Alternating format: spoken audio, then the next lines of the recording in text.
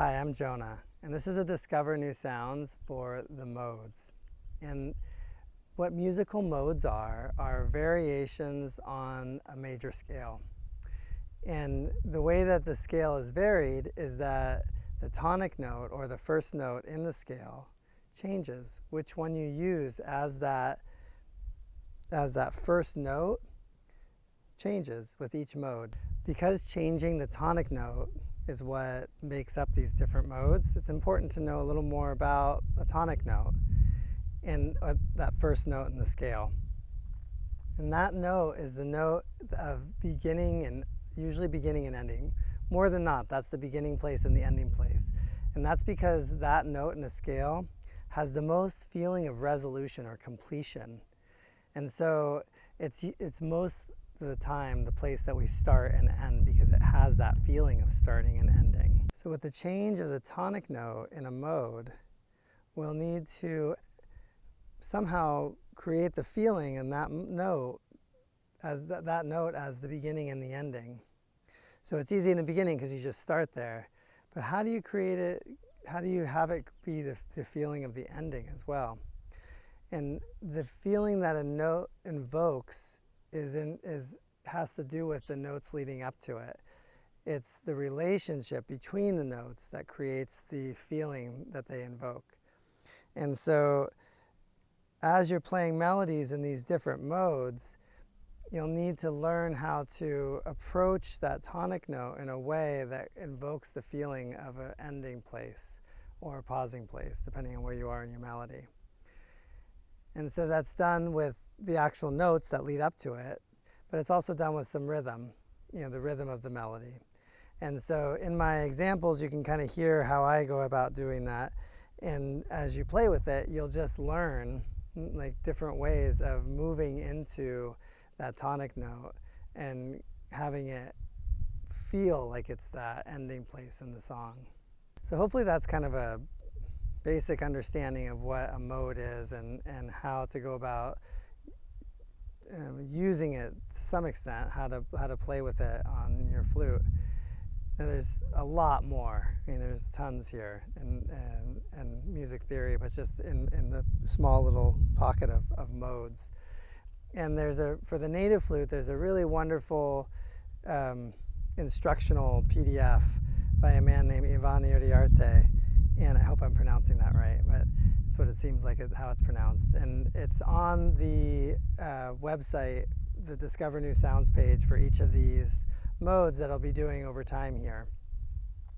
And it really goes into depth about how to use the modes with the native flute. And it's really it's so beneficial, and it's well written. There's some theory in it, and I don't think it's that complicated, and I think it really gives a broader perspective of how the modes are used with the native flute and why we play them in certain ways and how to play them in different ways, and really gives a lot of insight. So if you're interested in learning more beyond what I'm offering in these videos, that's available to you as well. And then if you just want to learn about modes in general, there's tons of information online. So with that, I'm going to move into actually showing you one of the modes. So this tutorial is on the Mixolydian mode. And this mode is not that different from the major diatonic scale, but it is different, and it has a different feel to it. The other thing that's different is the way that I'm going to play it on the flute. I'm actually going to start here as my tonic note. So I'm going to play a little melody on the mode, and then a little improvisation, and then I'll show you the fingering chart, and I'll also show you physically what the mode looks like on the flute, and then I'll show you the fingering chart as well. And then I'll play another variation, some other melody with this mode, so you can get an idea of what it sounds like.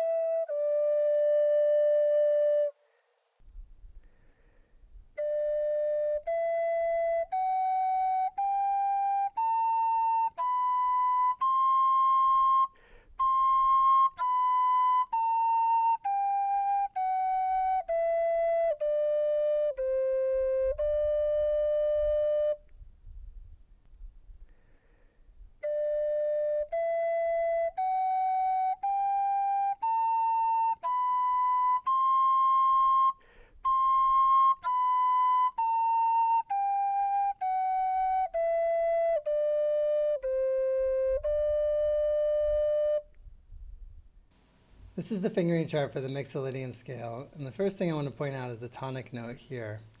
And then there's one note below the tonic note, so there's an extra note here that you can play with, and one of the ways to help the tonic note feel like that ending place in your melodies is to drop down to this lower note and then come back up to that tonic note. And a lot of times that progression of going down and then up to that tonic note gives that feeling. Now moving up the scale, the most challenging part of this scale is the cross fingerings. And so going from this note to this note is the cross fingering not as challenging as these upper notes. So these notes up here are going to be the most challenging dexterity wise, like with the actual fingerings. And there's also going over the octave when you're going above this note here. You might need to, depending on your flute, you might need to use more of a staccato style of tonguing, which means it's real real like pinpointed and forceful tonguing, versus legato, which is real real soft and easy. So you might need to use that tonguing to get it to kind of pop the flute up over the octave so it can hit these high notes without squeaking.